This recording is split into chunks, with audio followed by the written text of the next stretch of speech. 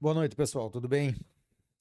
Então, a proposta do vídeo de hoje é um esclarecimento sobre algumas questões envolvendo dependência química e adicção, tá? Que eu acho que são muito importantes de serem feitas, tá? Um esclarecimento, uma distinção de alguns conceitos aqui. E eu sei que pode parecer um certo rigor desnecessário, mas é muito, é, na verdade, o contrário disso. É um rigor, sim, né, nos conceitos, mas que vai ajudar muito na experiência mesmo, na prática, na interpretação e na maneira como lidar com esse problema. Então, vamos lá. Começando, né, pelo que normalmente é dito sobre dependência química e alcoolismo, por exemplo. Diz que é uma doença crônica, ou, né, tá lá principalmente literatura do NA, tem lá uma doença progressiva, incurável e fatal, que eu acho até que né, a OMS já se posicionou dessa maneira. Vamos lá. Alguém já deve ter ouvido, quem, né, de algum modo aí tem algum parente ou mesmo, né, passa por uma situação assim, já deve ter buscado algum tipo de informação e provavelmente já deve ter ouvido isso. Uma doença crônica, tá certo? Que tem tratamento, né? Não tem cura, mas tem tratamento. Ou uma doença progressiva, incurável e fatal, mas que pode ser interrompida em algum momento e tratada. Tá certo? Agora vamos lá. Agora vamos começar a jogar luz em tudo isso, beleza? E vamos começar a separar as coisas para poder entender melhor. Primeiro, a ideia é separar doença de transtorno, tá certo? Vamos começar, vamos fazer essa separação aqui, depois a gente vai vendo no que dá, tá? Mas vamos lá. Separando doença de transtorno. Primeiro ponto, né? A doença, né? Por que a gente não chama, por exemplo, de doença de bipolaridade? Né? Né? Um sujeito doente, né? O bipolar como um doente, né? Ou, né, ansiedade e depressão como doença, por exemplo, ou muitos outros, né, que são tidos como transtornos, a gente não chama de doença. Porque a gente pode separar da seguinte maneira: a doença como algo mais, como algo que tem uma etiologia, onde a gente consegue mapear, encontrar a causa, né, uma única causa ou a causa primeira daquela doença e traçar uma linha objetiva de cura, né? Então, s- é, trata, né, a causa e cessam-se os sintomas. Então, por exemplo, né, a pessoa está com pneumonia. Então, é, tem uma bactéria, né? Vamos colocar assim, um vírus, uma bactéria, enfim, e é tratado a causa. Porque assim, pode aparecer um conjunto de sintomas, como a febre, por exemplo. Mas se você tratar a febre, você não está tratando necessariamente a causa. Então, é possível que, enquanto não for tratada a causa, vai permanecer ou persistir os sintomas. Tá certo? Então, quando trata-se a causa, cessa-se os sintomas. Né? Então, isso a gente pode entender como doença. E por que seria também um equívoco tratar como doença crônica a dependência química ou o alcoolismo, por exemplo, né? Por quê? Primeiro que a gente já fez essa distinção aqui. E só para, né, fazer um paralelo aqui com a questão do transtorno, o transtorno, ele, diferente da doença, que tem uma etiologia, o transtorno ele é multifatorial. Tu não consegue encontrar uma única causa ou a causa primeira daquele transtorno, tá certo? Então ele é multifacetado, ele é multifatorial. Então, chamar também de dependência química, também, como eu falei, é um equívoco. Desculpa, de chamar também de doença crônica a dependência química ou alcoolismo, também é um equívoco. Por quê? Quando a gente pensa em doença crônica, a gente pensa, por exemplo, diabetes, hipertensão, né? Tem outras também que não me vêm agora né, à mente agora, mas a gente sabe que tem muitas doenças crônicas, tá certo? Mas que é uma condição fisiológica do indivíduo, tá certo? A diabetes, por exemplo, a hipertensão, né? E muitas outras aqui, que realmente agora me fugiu, outros exemplos, né? Mas vocês podem pensar aí vários exemplos possíveis aí de doença crônica. Agora, atribuir a dependência química a uma doença crônica não faz sentido. Por quê? Porque é uma doença que você tem que pegar o seu dinheiro ou um objeto de troca e ir até um local específico. No caso, né, as drogas, a gente não tem, né, não é nada regulamentado, não é um comércio, né, legal. Então você vai até uma famosa biqueira e você vai comprar aquela substância que adoece o teu organismo por conta da maneira também como ela é utilizada, tá certo? Afinal, não tem regulamentação, não tem bula, né? Então não tem dose segura, tá certo? Mas é, o que agrava muito a situação é que até um paracetamol, por exemplo, que a pessoa assim, se oferecer 1 miligrama, 1 grama, a pessoa pode pensar que é muito e tomar 500 miligramas, tá certo? No uso de drogas, isso que tem bula, tem né, é regulamentado, tem né, vários estudos e testes ali liberado pela Anvisa, por exemplo. Agora, quando você pega um composto químico como a cocaína, por exemplo, que você não tem, né, bula, não tem regulamentação, você não consegue aferir ali, verificar o nível de qualidade daquela substância, qual é o composto ali, o que, que tem misturado naquilo. Então, obviamente, não vai ter dose segura. E mesmo assim, a pessoa utiliza ainda extrapolando, né, qualquer forma de microdose. Pelo contrário, ela faz abuso daquilo. Né? Ela usa de maneira obsessiva e compulsiva, às vezes passando até horas e horas e horas, né, consumindo aquela substância. Como que você pode dizer que isso é uma doença crônica? Se a pessoa vai até um local específico e compra aquela substância, né, tá fora dela, não faz parte do organismo dela, da condição fisiológica dela. Né? É um agente externo, né? Um fator externo ali, né? Que é ingerido, né? De alguma forma, que é, né? Introduzido no organismo, enfim. Então você não pode também chamar de doença crônica. O que que dá para chamar? Dá para chamar inicialmente de transtorno, tá certo? A adicção.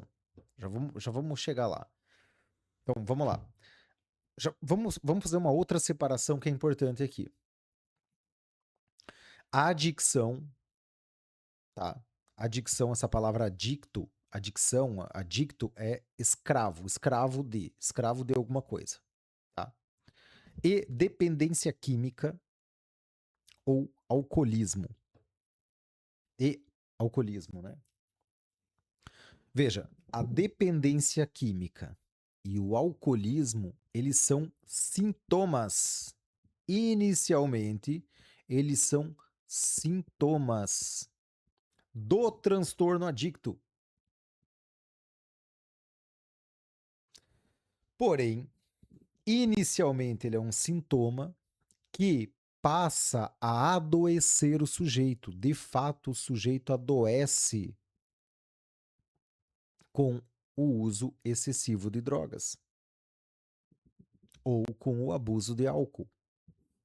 Então, agora sim, aquele organismo adoecido, ele precisa de tratamento. Ele está doente, tá certo? Qual é a causa dessa doença? Qual é o agente causador desta doença, do adoecimento deste organismo? Ora, o álcool ou a droga, seja ela qual for, cocaína, crack, enfim. Qual é o tratamento? Retirada do agente causador. Para um organismo que está nitidamente doente, como a gente vê nos viciados, né, nos dependentes químicos, no alcoólatra, quando ele passa por um tratamento de desintoxicação onde é retirado a substância, o agente causador, o que acontece em questão de pouco tempo? Uma melhora significativa do quadro geral. Em questão de tempo, vamos colocar assim como a maioria das clínicas, né, e comunidades terapêuticas trabalham com o modelo de desintoxicação de 3 a 4 meses. Se você ver o sujeito, quando ele entra e depois de 3 meses como ele sai, tu não consegue dizer, e acho que profissional nenhum, assim, fazendo um exame clínico, consegue dizer que ele tem alguma doença. Porém, quando ele entrou, era nítido que ele estava adoecido. Era nítido que aquele organismo estava adoecido pelo abuso de substâncias, pelo abuso do álcool. Depois de 3 meses, ele sai do tratamento, da internação, por exemplo, e ele sai corado, né, com peso adequado, né, com brilho no olho. Aparentemente está tudo certo. E de fato ele não tem mais aquela. O organismo não está mais adoecido, às vezes faz uma bateria de exame e a pessoa não tem absolutamente nada. Tem algumas vezes que aparece, né? Tem muitos alcoólatras, por exemplo, que têm comorbidades, como diabetes, coisas do tipo. Mas para aqueles que não têm comorbidades, você vai fazer uma bateria de exame e não tem nada. Tá zero bala. Tá certo? Ou seja, do ponto de vista físico, vamos dizer assim, a pessoa está curada daquela doença. Houve um sintoma, né, de um transtorno que é a drogadição e que passou, né, a adoecer o sujeito. Claro, ele começou a ficar intoxicado com aquelas substâncias, com aquelas toxinas ali, né, e com o abuso delas. E que soma-se ainda, né, outras condições, por exemplo, de privação de sono, né, desidratação, falta de nutrientes, falta de vitamina D, falta de exercício físico, né, sedentarismo, uma série de coisas que acontecem, né, em conjunto, né, com a drogadição. Então, quando ele passa por tratamento e retira o agente causador, este organismo ele está saudável novamente. Ele está curado. Ok, nós estamos falando da doença agora. Mas e o transtorno? Bom, o transtorno, se não tratado, ele ainda vai estar lá. A pessoa, ela pode, por isso, aqui, entendam esse ponto aqui. Por isso que tem muitas pessoas que passam por internação, ficam 3 meses, por exemplo, período de desintoxicação, e em questão de tempo ela retorna ao uso, mas não só retorna ao uso, como aos velhos padrões de uso, ou seja, ela retorna ao vício. Mais uma vez, ela está obsessiva e compulsiva fazendo abuso de drogas ou do álcool. E aqui que tem muitas pessoas que não entendem. Cara, como que pode? Porra, a pessoa tava bem, né? É, tem algumas pessoas que já estão assim, até desanimadas já, né? Com tanta internação do familiar, por exemplo, ou a própria pessoa. Cara, já passei por mais de 10 internação. Mas as pessoas que estão passando a primeira vez por isso, né? O familiar, assim, que vê a recaída, né? Né, da pessoa, ela fica indignada. Ela fala assim, meu, como que pode? Ela tava bem, tava saudável, né? E agora tá aí de novo, viciado de novo. Por quê? Porque a pessoa tratou a dependência química ou o alcoolismo, mas não tratou o transtorno.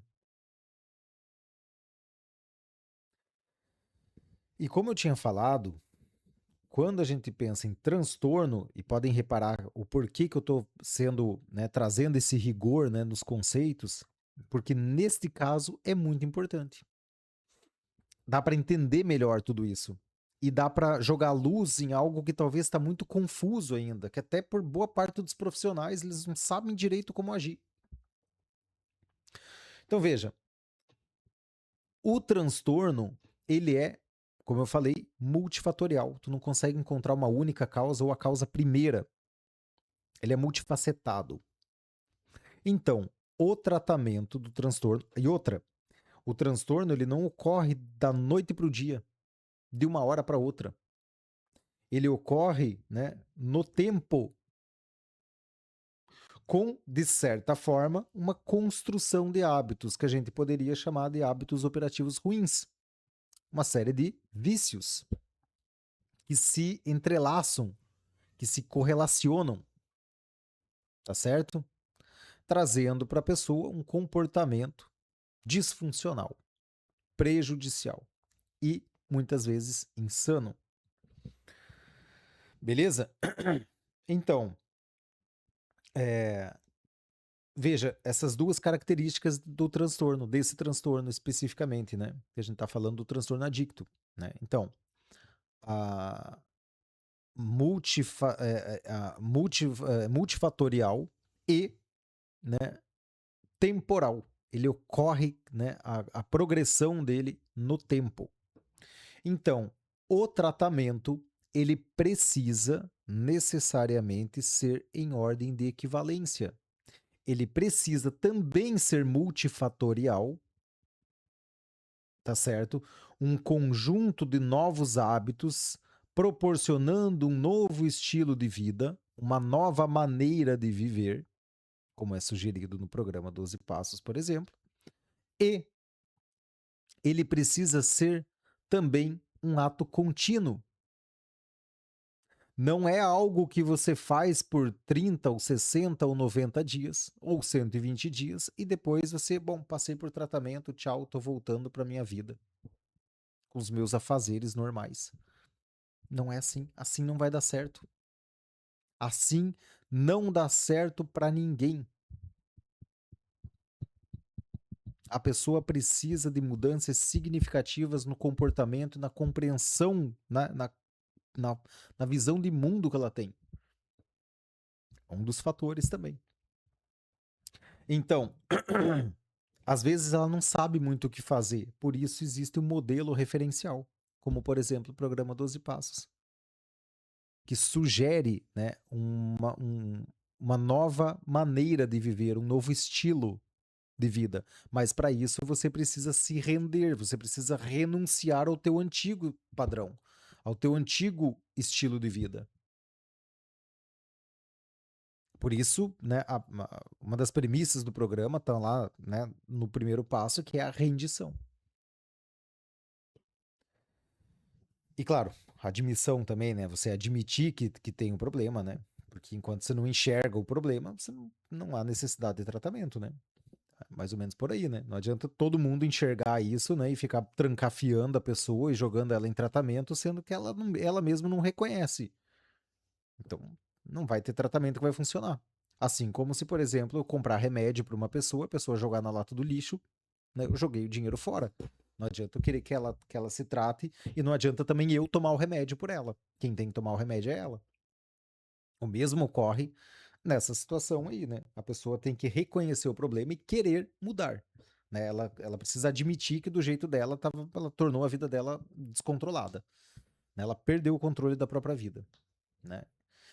Bom, voltando então à questão do tratamento do transtorno, ele precisa então ser multifatorial e ele precisa ser um ato contínuo, o que na literatura tradicional, né, é chamado de recuperação.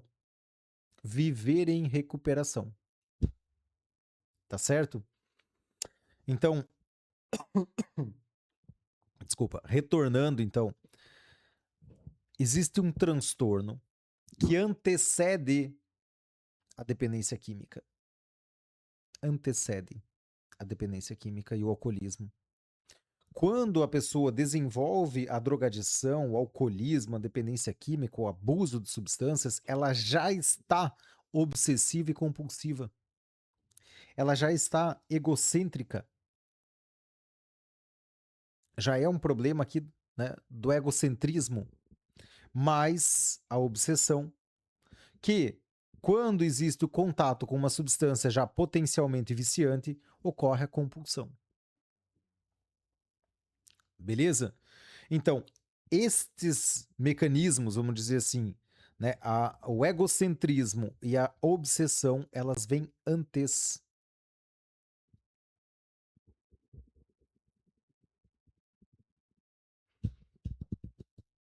Ela vem antes. Isso explica também por que que tem pessoas que não têm problemas com drogas. E digo mais, por que que tem pessoas que nunca vão ter problemas com drogas? Porque ela não tem o transtorno. Ainda que ela faça uso de uma substância potencialmente perigosa, nociva ao organismo, tá certo? Que traz prejuízos, obviamente, né? Ela tem seus colaterais, mas estas, né, uma boa parcela das pessoas, elas não têm o transtorno, então elas não vão desenvolver a dependência química. Ela não vai fazer abuso de drogas, porque a droga não é o centro da vida dela. Ela pode ter experiências esporádicas com drogas, sem que a droga se torne, né, o centro da vida dela, o eixo, né, pelo qual a vida dela se movimenta, porque ela não tem obsessão. Ela não é uma pessoa obsessiva, né, e egocêntrica, como a gente vê no transtorno adicto. Eu não estou dizendo que em outros transtornos isso não pode, também aparece, né, ou não, né, assim, mas tem outros transtornos que também têm esses sintomas, vamos dizer assim, esses sinais. Sim, tem, mas eu estou falando da adicção, do transtorno adicto. No transtorno adicto, isso é certo como 2 e 2 são 4. A pessoa é egocêntrica e obsessiva.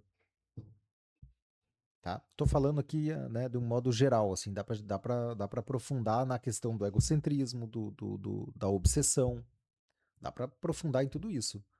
Mas, a grosso modo, de uma maneira mais geral para entender, a pessoa, ela sim, ela é egocêntrica e obsessiva. Quando ela entrar em contato com uma substância, né, potencialmente viciante, ela vai desencadear a compulsão. Ela vai ficar obsessiva pela substância. E o uso dela vai ser sempre abusivo, trazendo vários prejuízos. Então, aquilo que inicialmente era o sintoma do transtorno, ele passa a adoecer o sujeito. Claro, eu já falei, pela intoxicação que ocorre. Né? Imagina, né? O uso abusivo de uma substância química, assim como paracetamol, se começar a tomar um atrás do outro, né, e bater 2 cartelas ali em questão de 3 horas, tu vai parar no hospital. Tá certo? Então, tratamento da dependência química, a desintoxicação. Tratamento do alcoolismo, o mesmo. Precisa a retirada do agente causador. Este organismo, né, em questão de pouco tempo, ele vai estar saudável novamente. E o tratamento do transtorno? O tratamento do transtorno, ele se dá em grau de equivalência. Ele precisa ser multifacetado e ele precisa ser contínuo. E volto a dizer, é aí que muitas pessoas escorregam, porque elas tratam a dependência química, mas elas não se mantêm em tratamento para o transtorno, que pode envolver também uso de medicamento. O que é muito comum também, pessoas às vezes que elas passam por tratamento e tão logo elas saem, né, elas interrompem o tratamento e saem, né, da instituição, por exemplo, da comunidade terapêutica, da clínica, uma das primeiras coisas que elas fazem é parar de tomar o remédio. Sendo que o medicamento, né, lembra? Tratamento multifacetado. A parte, né, o fator medicamentoso, ele é um fator importante no processo. E é um dos já que a pessoa abandona. E, né, a partir dali já pode trazer vários desequilíbrios ali. Tá certo? Então, a princípio é isso. Vou aprofundar mais, né, nos próximos vídeos aí, pretendo aprofundar mais essa parte aí, para esclarecer cada vez mais e jogar mais luz aí em algo que é muito confuso, até mesmo para muitos profissionais. Beleza? Espero ter ajudado. Valeu e até a próxima.